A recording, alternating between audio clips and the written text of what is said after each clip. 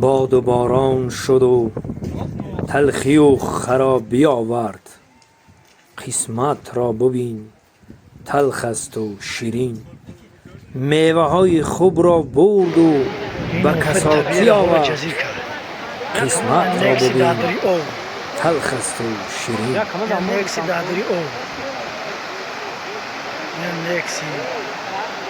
اینا مردم ها من راه محکم، اینا ماشینا را نگاه من راه محکم اینا. او شرافتی خودی پسی گاش در ماشینا. اینا راه محکم. یا نکسی را بوده که تیا سیدانش نوع نامعلومه. نکسی شای اسکندری عباس.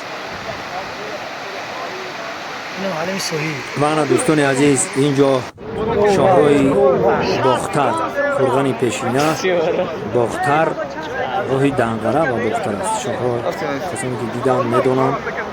این طرف سرهایی که رئیس سنتوره می شود همونجا است.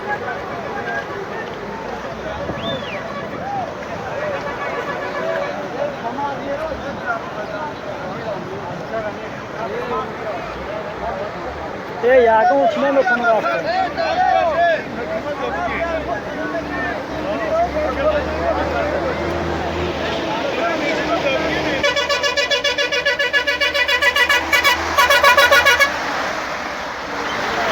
گاشتی ما یاگو چی نمیگن هاکو؟ میرا؟ غیره نداره آخی میگن. تو نترس تو نمیموشی. کوچ نمیکنه نمیبرویا اونجا. نبرویا که بلند بیا نمیبرویا.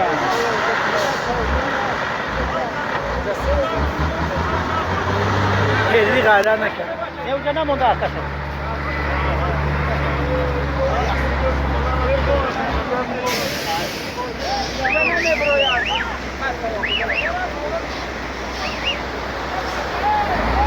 بلا گون چند طرف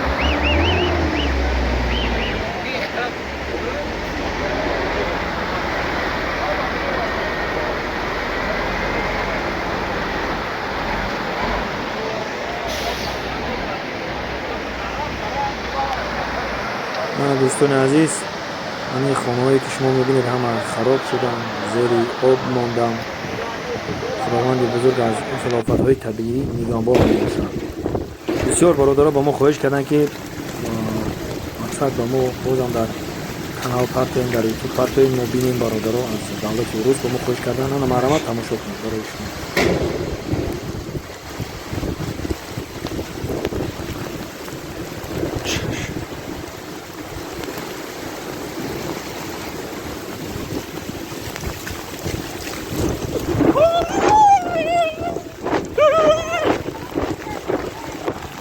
بچه اون شخار گوی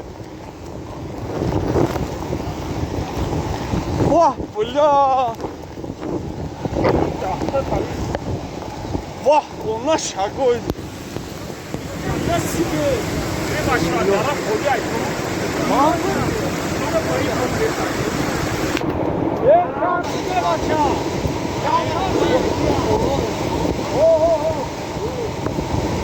ولی از زنگ زمان کلا بس بگو یا کم یا سیران